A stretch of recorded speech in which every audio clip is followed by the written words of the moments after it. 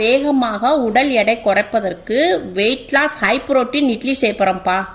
இந்த high protein இட்லிப்பா காலையில் பிரேக்ஃபாஸ்ட்க்கு சாப்பிடலாம், நைட்டு டின்னருக்கும் சாப்பிடலாம். இந்த ஹை புரோட்டீன் இட்லி வெயிட் லாஸ்க்கு ரொம்ப ஹெல்ப் பண்ணும்ப்பா. வாங்க எப்படி செய்யலான்னு பார்ப்போம். இப்போப்பா இது வந்து கடலை மாவு. இந்த கடலை மாவில் நம்ம 1 கப்பு எடுத்துக்கிடுவோம். நான் ஒரு 100 கிராம் கரெக்டாக எடுத்திருக்கேன். இதை வந்து பவுலில் போட்டுக்கிடுவோம். இது வந்துப்பா சம்பா கோதுமையில் ரவை. இப்போ இதில் வந்து நம்ம எந்த கப்பில் நம்ம 100 கிராம் எடுத்துருந்தோமோ அதே இதில் பாதி 50 கிராம் எடுத்துக்கிடுவோம். 50 கிராம் இதை வந்து மிக்சியில் போட்டுக்கிடுவோம். இன்னும் கொஞ்சம் நம்ம நைஸாக கொஞ்சம் அடிச்சுக்கிடுவோம். இப்போ அடிச்சு கொண்டு வரேன். இப்போப்பா நான் ரவையை நல்லா மிக்சியில் அடித்து கொண்டு வந்திருக்கேன். பாருங்கள், ரொம்ப இதாக இருந்துச்சு. இப்போ பாருங்கள், அதை வந்து உப்பு மாவுக்கு இதுக்கு தான் நமக்கு இது செய்ய முடியும். இது வந்து இட்லிக்குனால நம்ம மிக்சியில் கொஞ்சம் அடிச்சுக்கிட்டோம். இப்படி இருக்குது.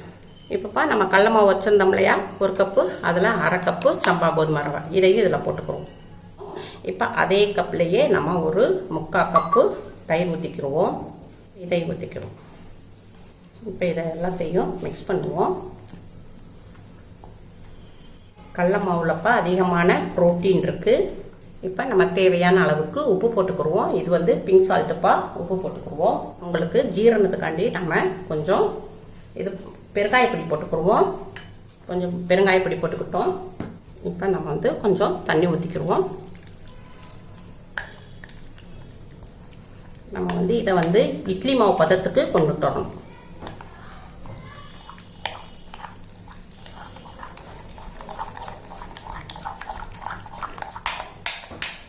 நல்லா கட்டி இல்லாமல்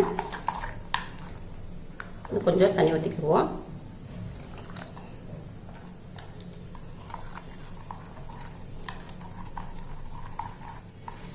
இப்போ இந்த அளவுக்கு இருக்கட்டும்.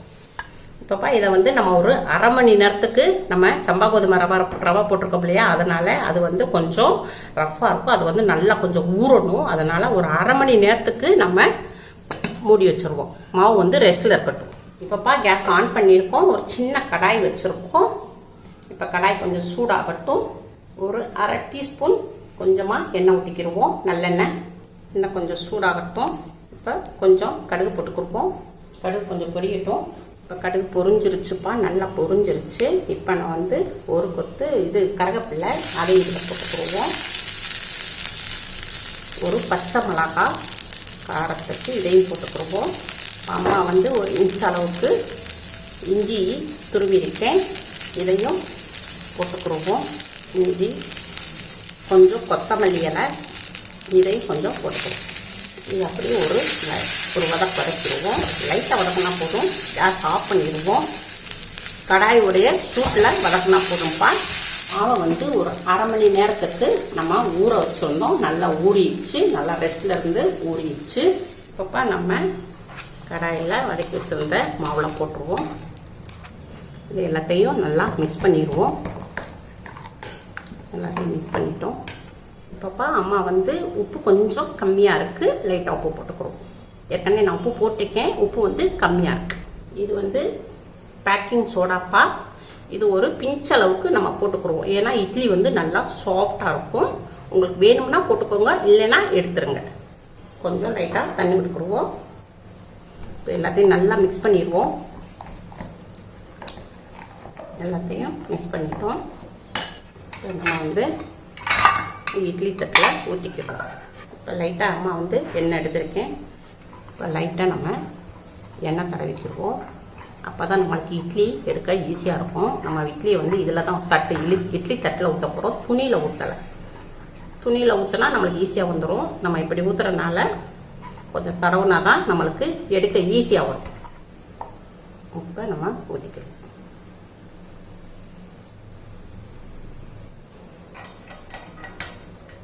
இப்போ நம்ம கேஸ் பக்கம் போயிடுவோம். அப்பா கேஸ் ஆன் பண்ணியிருக்கேன். அம்மா தண்ணி ஊற்றி தண்ணியை கொதிக்க விட்டுருக்கேன். இட்லி ஊற்றி வச்சுருந்தோம் இல்லையா, இதுக்குள்ளே இறக்கிடுவோம். இது ஒரு 10 நிமிஷத்துக்கு நம்ம வேக விடுவோம். 10 நிமிஷத்துக்குள்ளே இட்லி வேகங்காட்டி இட்லி தொட்டு சாப்பிட்றதுக்கு ஒரு கார சட்னி செஞ்சுருவோம். ஒரு மிக்ஸி ஜார் எடுத்துக்கிடுவோம். இப்போ ஒரு மீடியமான வெங்காயம்ப்பா. இந்த வெங்காயத்தை நம்ம தோலை உரிச்சிட்டோம், கட் பண்ணி போட்டுக்கிடுவோம். 2 மீடியமான தக்காளி, இதையும் கட் பண்ணி போட்டுக்கிடுவோம். மீடியமான தக்காளியாக கட் பண்ணி போட்டாச்சு. 2 வரமிளகாய் போட்டுக்கிடுவோம். காரத்துக்கு 2 வெள்ளைப்பூடு, இதையும் கட் பண்ணி போட்டுக்கிடுவோம். கொஞ்சோண்டு புளி, லைட்டாக புளி போட்டுக்கிடுவோம்.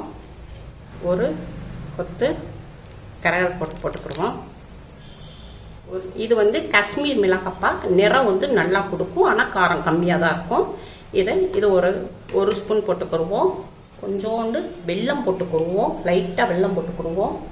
தேவையான அளவு உப்பு போட்டுக்கிடுவோம். இதை உங்களுக்கு அரைச்சி கொண்டு வரேன்ப்பா. இப்போப்பா அம்மா மிக்சியில் அரைச்சி கொண்டு வந்திருக்கேன். நல்லா பார்த்தீங்களா கலராக, அதாவது நம்ம காஷ்மீர் மிளகா போட்டதுனால இந்த மிளகா பொடி போட்டோம் இல்லையா, அதனால நல்லா நிறம் கொடுத்துருக்கு. ஆனால் உரப்பு இருக்காது, ரொம்ப உரப்பு இருக்காது. நம்ம மிளகா வத்தலில் தான் அந்த உரப்பு இருக்கும். இது இப்படியே இருக்கட்டும். இப்போப்பா நம்ம 10 நிமிஷம் இட்லியை வேக விட்டோம். இப்போ ஓப்பன் பண்ணி பார்ப்போம். இட்லி வெந்துருச்சான்னு பார்ப்போம். நல்லா வெந்துருச்சுப்பா இட்லி. இப்போ கேஸ் ஆஃப் பண்ணிடுவோம். இப்போ இதை வந்து எடுத்துருவோம். இப்போ இது வந்து உடனே எடுத்தால் உங்களுக்கு இதாகாது. அதனால ஒரு 10 நிமிஷம் நல்லா ஆறட்டும். ஆறின பிறகு உங்களுக்கு எடுத்து காமிக்கும். அதுங்காட்டி நம்ம சட்னியை தாளிச்சு விட்ருவோம். இப்போப்பா நம்ம கேஸ் ஆன் பண்ணியிருக்கோம். ஒரு கடாய் வச்சுருக்கோம். கடாய் கொஞ்சம் சூடாகட்டும். 1 ஸ்பூன் நல்லெண்ணெய் விட்டுக்குருவோம். கொஞ்சம் கடுகு போட்டுக்குருவோம். கருவேப்பிலை போட்டுக்குருவோம். பொடியாக நறுக்கி போட்டுக்குருவோம். கொஞ்சம் பெருங்காயப்பொடி போட்டுக்குருவோம். லைட்டாக மிக்ஸ் பண்ணிக்கிடுவோம். இப்போ நம்ம அரைச்சி வச்சுருந்தோம் இல்லையா சட்னியை இப்போப்பா ஒரு கிளறுவோம். நம்ம செஞ்ச இட்லிக்கு இந்த சட்னிக்கும் அவ்வளவு டேஸ்ட்டாக இருக்கும். நல்லா காட்டமாக சுருக்குன்னு இருக்கும். ஒரு 2 நிமிஷத்துக்கு அடுப்பை ஹையில் வச்சு கொதிக்க விடுவோம். அவ்வளோதான்ப்பா.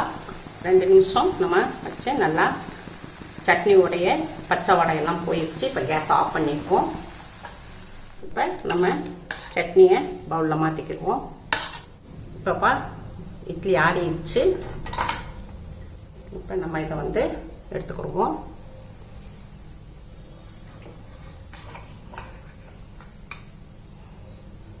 சூப்பர், அருமையாக வந்துருக்கு பாருங்கள், எவ்வளோ சாஃப்டாக.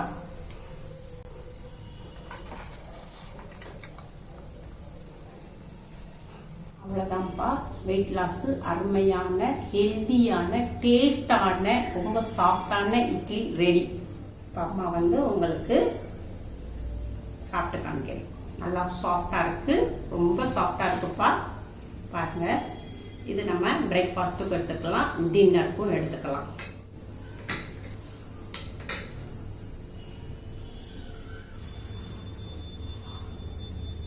அருமையாக சட்னிக்கும் இந்த இட்லிக்கும் அவ்வளோ ஒரு டேஸ்டாக இருக்குது. ரொம்ப சாஃப்டாகவும் இருக்குது. நம்மளுக்கு வந்து ரஃப்பாக இல்லை, சாஃப்டாக இருக்குது. நம்ம அரை மணி நேரம் நல்லா ஊற வச்சுருந்தனால சம்பா கோதுமை நல்லா உங்களுக்கு வந்து ரவை வந்து நல்லா ஊறிடுச்சு. ஊறினால உங்களுக்கு ரொம்ப நல்லா இருக்குது. கடலை மாவு வந்து சாப்பிட்டோன்ற அந்த ஃபீலிங்கில் நம்ம இட்லி எப்படி சாப்பிட்றோமோ அதே மாதிரி தான் இருக்குது. ஆனால் வெயிட் லாஸுக்கு வந்துப்பா கடலை மாவு நல்லா ஹெல்ப் பண்ணும். நம்மளுக்கு வந்து வயிறுலாம் உப்பாது. ஏன்னா நம்ம பெருங்காயப்பொடி போடுறோம்.